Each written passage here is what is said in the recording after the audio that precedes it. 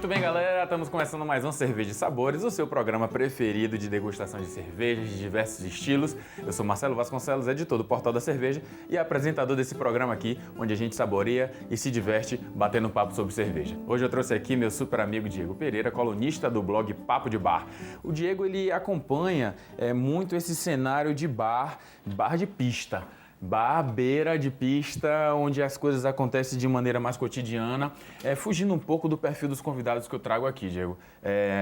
Em primeiro lugar, muito obrigado por ter vindo aqui e bater esse papo com a gente. Então, o que eu estava falando agora na introdução. Você vive muito essa cena de bar normal, de boteco, de bar de calçada. E existe uma cena de melhoria de cervejas acontecendo nesse cenário, né? nesse momento, nesse ambiente. E eu queria que você primeiro se apresentasse para a turma e dissesse um pouco o que é que você vem acompanhando nesse respeito, da mudança de comportamento e de acontecimentos nessa cena de bar normal, na cena dos botecos.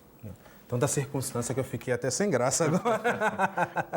Então, Eu vou servir a gente aqui, pode falar. Tem que ser, né? Primeiro eu queria dizer que o Papo de Bar é uma ideia que nasceu em 2008, na verdade, no Rio de Janeiro, com o Bruno do Sete, que é o atual editor-chefe da gente.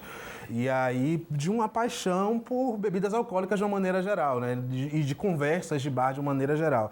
A gente resolveu, por disseminar muito conhecimento da área etílica, além de esclarecer algumas curiosidades que o pessoal tinha, desde produção de algumas bebidas e cervejas e tal. Então, ao longo de todo esse tempo, a gente vem discutindo muito a respeito disso. Então, quem quiser seguir. Mas, então a gente também, como você falou, a gente tem acompanhado muito essa questão da pista mesmo nos bares e a mudança de perfil dos consumidores de cerveja no Brasil, né? E eu tô amando, na verdade, porque antigamente era muito mais difícil você encontrar uma cerveja no mínimo, do mínimo, puro malte aqui, né? Hoje a gente tem as marcas mais convencionais que já entraram para esse jogo, para brigar. Para essa proposta? Com certeza. A gente sabe que o Brasil, acompanhando em números, o Brasil é um dos maiores consumidores de cerveja do mundo. Per capitamente a gente ainda está um pouco atrás, mas a gente consome uma quantidade de litros exorbitante, mas a gente ainda não tinha cervejas ainda pro malte, a gente tinha de cereais secundários, a gente conhece. Vai conhecendo também, tá vendo? Bora Conhece brindar aqui, serviço, né? porque conversar sem tomar um golinho chega a dar apreensão.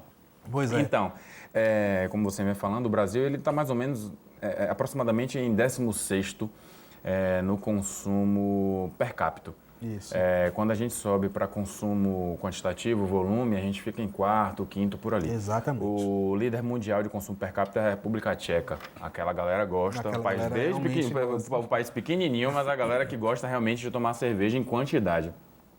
Mas então, a gente se conheceu por meio dos blogs, né? Sim. Eu pelo Portal da Cerveja, você pelo Papo de Boteco. De bar. De bar. Porque Boteco é o nosso outro amigo. Nosso outro amigo, Léo Lopes. A gente tem que fazer, uma hora você vem aqui, viu? Os três juntos aqui, que vocês vão ver que não vai dar nem no caber nem nesse cenário. Não vai.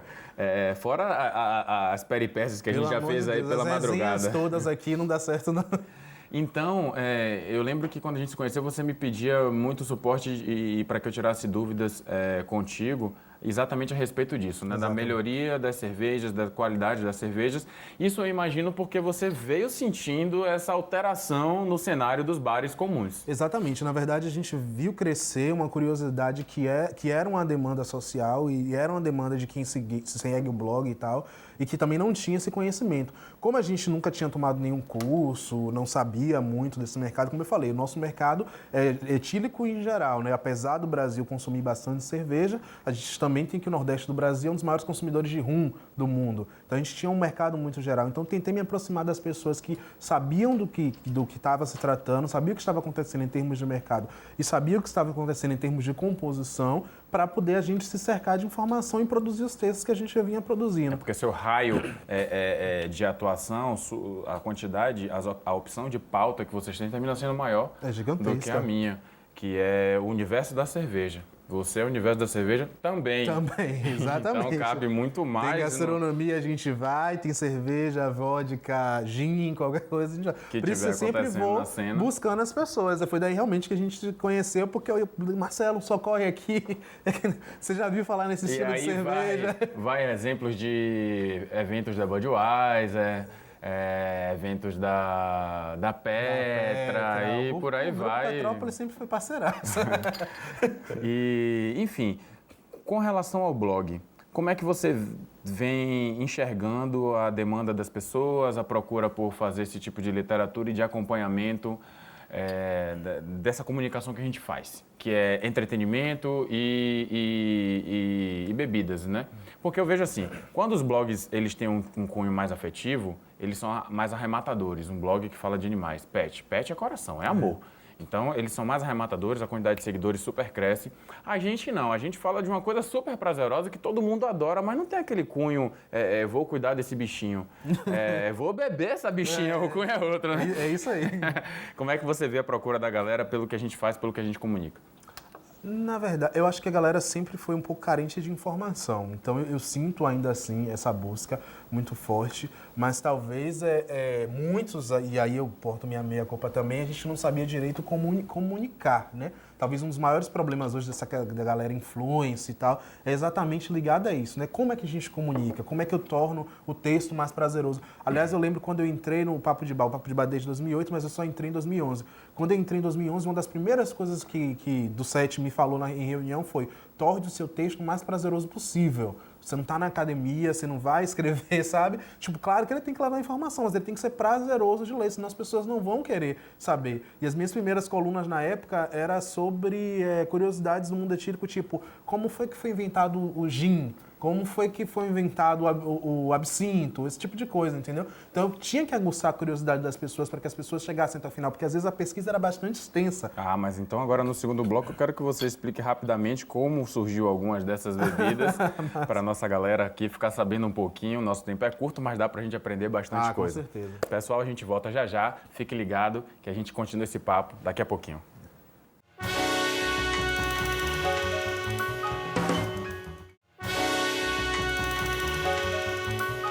Pois é, galera, como vocês já sabem, a gente retorna sempre para o segundo bloco do Cerveja e Sabores, explicando um pouco da cerveja que a gente está degustando aqui, né? A gente está degustando aqui nesse momento uma APA, American Pale Ale, da cervejaria Ordel, que fica na Serra Gaúcha. A APA, pessoal, para vocês entenderem, ela é uma Pale Ale feita pela escola americana, daí a sigla American Pale Ale, tá? A escola americana, ela gosta de fazer cervejas bastante lupuladas, então vocês vão perceber nessa cerveja um amargor um pouquinho mais presente, um aroma frutado também mais presente, é típico desse estilo, das APAs, tá? Então, guarde bem essa sigla, APA, American Pale Ale, fiquem à vontade no supermercado para comprar qualquer cerveja, de qualquer rótulo, de qualquer cervejaria, mas dentro desse estilo. O mais importante é vocês aprenderem e conhecerem um pouco mais sobre isso. Não é não, Diego? Com certeza. Você gostou dessa cerveja? Tá show, velho. Uma coisa legal que você falou... Você sabe que a APA mora no meu coração, né? É porque ela já não é tão rasa na proposta sensorial, mas ela também não é tão intensa. Então, sim. Ela arremata um pouco mais fácil alguns paladares mesmo. Esse frutado, esse amargor equilibrado, realmente é muito saboroso. Uma coisa legal que você deixou no bloco passado aqui no ar foi a curiosidade do surgimento de algumas cervejas. A gente já explicou aqui algumas vezes que a cerveja artesanal ela surge por acidente, né? Os camponeses eles terminam esquecendo os cereais no campo, aquela coisa chove, umedece o cereal, a cevada, aquilo se torna um malte por uma série de consequências e eles descobrem que aquela sopa que eles fariam da cevada sem molhar na chuva, feito a sopa daquela semente após o acidente, ela alcoolizou por alguma maneira. Nada mais aconteceu ali do que o fenômeno da fermentação. Então, conseguiu-se sem querer uma sopa com álcool, uma sopa que batia onda. E essa coisa do acidente é muito engraçado, porque ele terminou resultando em diversas cervejas, né? A gente sabe que o absinto, ele é um fermentado de ervas que depois a gente destila e tem aquela espécie, entre aspas, cachaça de ervas. A gente tem a própria cachaça, que é um fermentado de cana e depois destilado, onde você pega ali o suprassumo do álcool, do resultado daquela fermentação de cana. E você também tem outras experiências, porque foi disso que você começou a escrever no site, né? Na verdade, tem várias curiosidades por esses fenômenos da fermentação, em que a galera, alguns séculos atrás, ainda não conseguia ter uma explicação direito do que acontecia ali, mesmo porque também ninguém sabia da existência de micro-organismos, né? E aí, uma das coisas, dos textos mais curiosos que eu lembro de ter visto foi que o fenômeno do saquê, né? Que o saquê, todo mundo sabe da produção já asiática, de típica arroz japonesa, típica japonesa, e aí eles armazenavam o arroz em barris. Conta-se, né, conta o mito que um barril deve ter quebrado ou alguma coisa assim, ou seja, ficou exposto. Esse arroz, ele estragou, começou a fermentar, né, estragou, mas foi infectado para os micro-organismos, começou a fermentar, e dali foi que alguém teve a curiosidade de beber aquele líquido ali, e foi aquilo que foi o saquê. Só que o mais interessante é que, como eles não sabiam como repetir a fórmula, eles tentaram de tudo, inclusive mastigar o arroz, cuspir de volta no barril, tampar e deixar lá para ver se fermentava, né? O que deve ter acelerado o processo, porque saliva tem bactéria, tem fungos. Eu não sei se foi uma fermentação que deu muito certo. Que ajuda na fermentação. De qualquer maneira, posteriormente eles descobriram, obviamente, a receita, como a gente sabe hoje, mas no começo muitas receitas foram descobertas mais ou menos assim por acidente. Uma porque tentavam fazer algum tipo de medicação e tal, e alguns séculos atrás o álcool também estava sempre muito ligado a questões medicamentosas, à medicina, né? Exatamente. Então a galera sempre tentava fazer uma mistura que acabava dando em alguma coisa que hoje a gente conhece como bebida. Absinto até um exemplo disso. Eu também comecei no Portal da Cerveja a falar um pouco a explicar um pouco das cervejas convencionais. Um dos meus textos mais acessados é quando eu explico a diferença entre a Heineken lata e a Heineken vidro. Existe uma diferença ali. A Heineken vidro, ela sofre interferência da luz, altera o comportamento do fermento, ela tem uma alteração. E a Heineken lata não. A lata, na verdade, como ela é zero opacidade, zero luz entrando ali dentro, o fermento trabalha da maneira com que ele tem que trabalhar. Então fica a dica para você em casa, pegue uma Heineken vidro e beba, e em seguida pegue uma Heineken lata e beba. E preste atenção na diferença entre as duas cervejas, você vai perceber que a Heineken lata ela tem um sabor mais intenso, um pouco mais encorpado, um pouco mais amargo.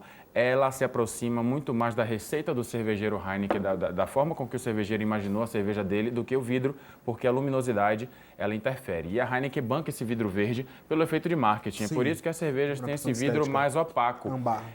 Esse vidro ele bloqueia um pouco mais a luz e adultera menos o comportamento do fermento. O verde é menos eficiente para isso. Mas aí o efeito do marketing é muito maior e a cervejaria prefere bancar o vasilhame verde. E essas curiosidades todas que são conversa de bar, né? Com certeza. Papo de bar. O papo de bar nasce disso aí, na verdade. Quando você tem curiosidade, tipo, por que todo mundo tem garrafa ambar e a Heineken tem garrafa verde? Ou porque a questão do nome, às vezes, ou o estilo da cerveja. Você tá no bar com os amigos, você sempre rola uma curiosidade desse tipo. E a gente percebeu essa busca, tanto que muitos dos nossos textos hoje que sofrem muita busca no Google nascem exatamente disso aí. Às vezes é uma bebida que nem todo mundo ouve falar, tipo Arak, que é um licor árabe, que ele é transparente, mas quando você põe gelo ele fica totalmente branco, então é uma bebida super curiosa. E aí a galera sempre dá uma busca atrás desse texto. O que é que eu estou bebendo? O que é isso? E sempre dão de cara com papo de bar tentando explicar algumas dessas curiosidades. E esse é mais um gancho que eu quero trazer para o último bloco que a gente vai conversar. Esse lance do paladar do público está evoluindo, né? Sim. Quer dizer, antes era só cerveja, cerveja, cerveja. Agora já procuram os nossos blogs para tirar dúvidas a respeito de outras bebidas e de outros tipos de cerveja. Daí a gente vê o fenômeno das cervejas mais tradicionais que a gente cresceu vendo o que era cerveja para se tomar, virando puro malte, ganhando versões mais elaboradas e isso ganhando o paladar do povo de uma maneira geral. Não daqueles estudiosos de cerveja apenas, mas do consumidor comum que quer apenas uma coisa bacana para se divertir, para beber e para conversar. E isso você também tem prestado atenção nessa cena nos bares. Eu quero que você converse, explique para o público o que é que você tem sentido nessa cena. Mas já já a gente volta tocando nesse tema no próximo bloco. Fique ligado no Cerveja de Sabores.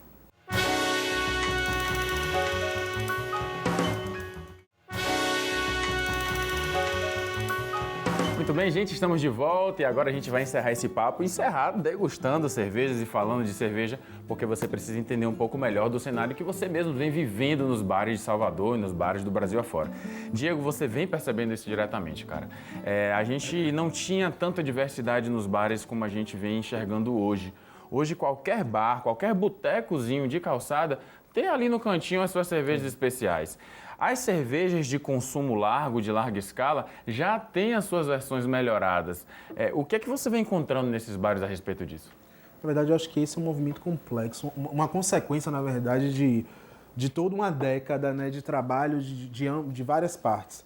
Eu acho que tem um pouco da ideia da acessibilidade, com a melhora que o país sofreu economicamente na última década, deu para a galera tornar acessível mais alguma coisa, né? Porque A questão da cerveja artesanal em si ainda é no preço. Não estou dizendo que seja injusto, mas para o cara que não tem tanta grana assim, para ele não é interessante. Principalmente num país que está vindo de um cenário de crise e para uma região pobre, né, que é o Nordeste. Exatamente. Então, para estar optando e tal, então a galera não optava tanto assim.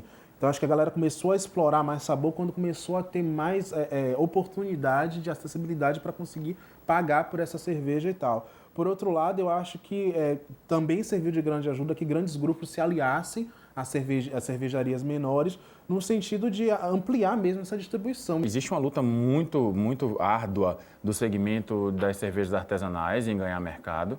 A gente não chega a 1% de consumo de cervejas artesanais no Brasil.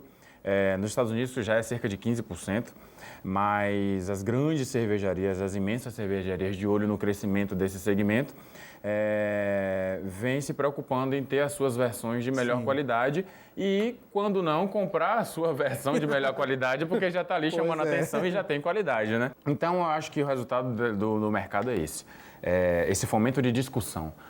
As grandes cervejarias fazendo as suas ações, as pequenas fazendo suas ações, o mercado consumidor conversando no bar. Sim. Eu acho que essa atmosfera de discussão e de sabores faz a coisa evoluir como a gente vem evoluindo.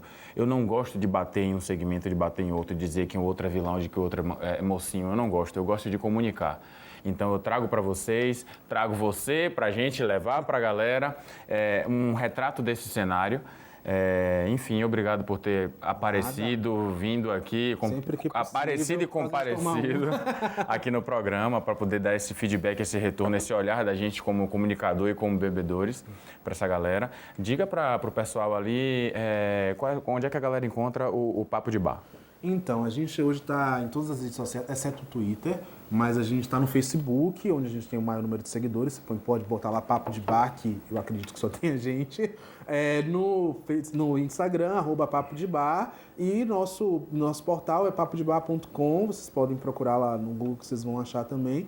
Que vocês vão ver que a gente responde sobre muitas curiosidades. E nas redes sociais tem uma questão especial, que a gente cobre muitos eventos. Então, eventos ligados à cerveja ou ligados a outras marcas do ramo etílico, outras bebidas, a gente está sempre cobrindo, mostrando para a galera o que é que está acontecendo, o que é que tem de novidade no ramo etílico, o que é que essas marcas estão fazendo também. Então, segue a gente lá que vocês não vão se arrepender, não. Eu sou Marcelo Vasconcelos, editor do Portal da Cerveja. Siga o @Portal da Cerveja Oficial, siga o @Cerveja e Sabores e a gente se vê no próximo programa. Até mais. Vamos brindar?